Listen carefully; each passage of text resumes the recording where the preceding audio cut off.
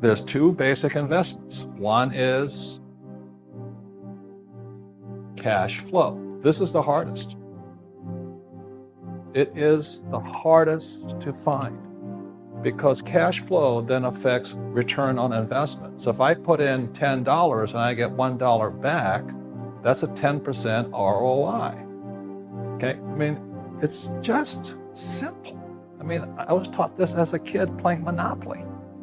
You know, you get one house, you get $18. You get two houses, you get 36. I mean, it's not, you don't have to go to college. It is not that hard. Monopoly is a cash flow game, right? And that's it.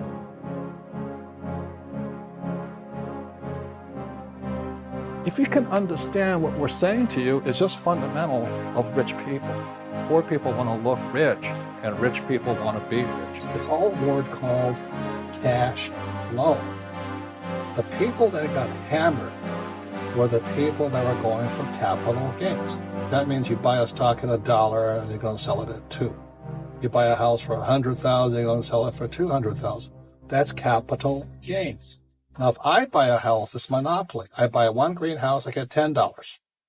Two greenhouses, $20. Three greenhouses, $30, $4, $40, and Red Hotel, $60. I mean, you don't have to go to college to know that crap. That is the difference between rich people and poor people.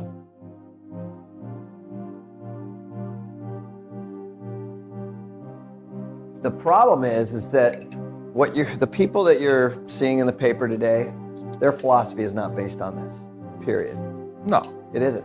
But they've never, I mean, this is as simple as it gets. Technical, fundamental, cash flow versus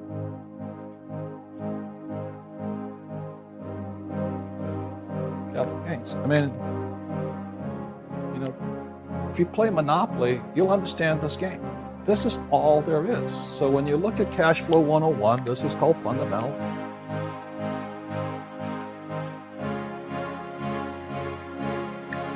And this is called technical. And the reason it's technical because it's all emotion. What's your net worth, what's your equity, depends upon the emotions of that time. So, I mean, these morons haven't got their lesson yet. They're going in to buy a foreclosure that was here to go on the same thing. One more time. Well, yeah, and here's the ironic thing is that all these people that are losing everything, they're going to blame it on the real estate market. Yeah. They're not going to take ownership of the issue. They're going to blame it on the market. And Kenny has owned multi-million dollar properties, but only after he was a rich man did he build a house.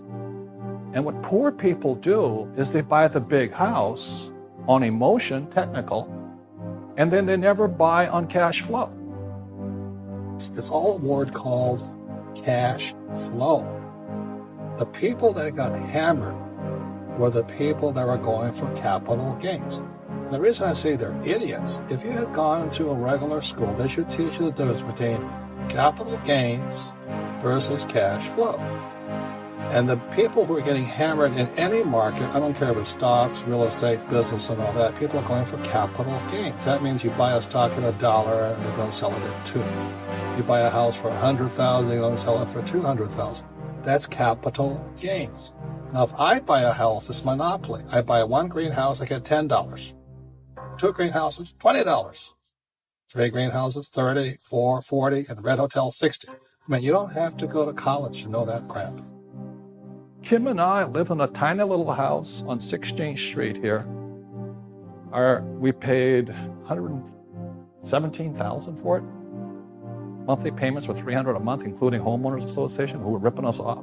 But we sat there and we bought cash flow, and our little house just sat there, and it sat there, and it sat there with this dinky little house. One day we popped up and we had a lot of money. Then we bought a big house, the same as Kenny. If you can understand what we're saying to you is just fundamental of rich people. And poor people want the big house, the BMW, the nice cars, and all this stuff, but they don't have the cash flow to support this. You know, so for Kim and I, our strategy wasn't to own one big house. Our strategy was to own 20 houses, then we live in a little house. And then we went to 500, then we bought a big house. That is the difference between rich people and poor people. Poor people want to look rich, and rich people want to be rich. We have no cash. I mean, we are so tapped out. The reason is because we're investing like wild people. We have a lot of assets, a lot of cash flow, but that money just keeps going back out. It doesn't stay with us. It's that simple. You see, capital gains is a Ponzi scheme. You know, exactly as Rick Perry said. Social Security is a Ponzi scheme. Capital gains means you're hoping there's a bigger idiot than me. That's why I said they're all idiots. That somebody, you know, you paid $150,000 for a house and you're hoping somebody's going to pay you $300,000. You're hoping there's an idiot bigger than you sitting out there waiting to relieve you of your stupidity. You see? So if you're going to be smart, don't play Ponzi schemes. Don't play winners and losers. Be a stand-up person. Give your renter a great house at a great price, well cared for. They take care of it. If they don't pay you, kick them out. All those other things, you know. It's about business. You know, with oil, it's cash flow. Every month, the check comes in. Show me my money every month. So I got richer. I get richer and richer every year. You know, last year we only had 2,700 houses. Now we have 3,500 houses. You know what I mean? It's not rocket science. You just keep adding assets, and every month those checks come in. I don't play winners and losers. I don't play speculation. I don't go to Vegas. You know, I'm not counting. You know, this is a CNBC. That's the biggest Ponzi scheme I've ever seen. Yeah, what do you put your money in today? You know, the stock market's going to go up. It's going to go down. Do I think I am Jesus or something? I don't put the market here. Yeah, I don't have a crystal ball. I don't wear a Swami's hat. I just want to give my tenant a good house at a good price, and they better take care of it or kick them out. That's it. Capital gains is like you have this goose that's laying the golden egg, and you eat the goose. It's really quite simply the most important word for those of you in business or finance. No, the most important word is not income, expense, asset, liability. The most important word in the English language for the rich is a word called cash flow. You've got to know where the cash is flowing. So what a rich person is doing is controlling cash flow.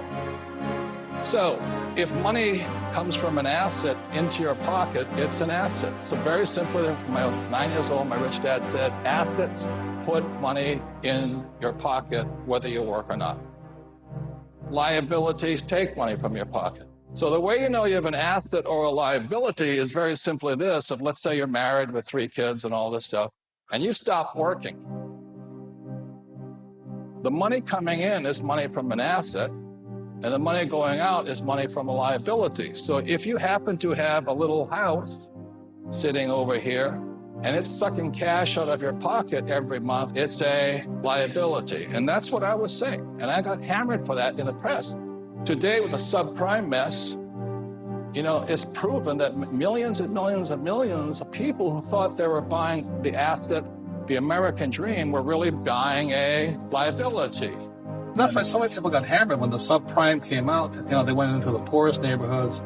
Dreams of getting rich came to their heads. They've all become flippers. Flippers are capital gains Ponzi scheme. Social Security, Medicare, Ponzi scheme. The stock market is a Ponzi scheme.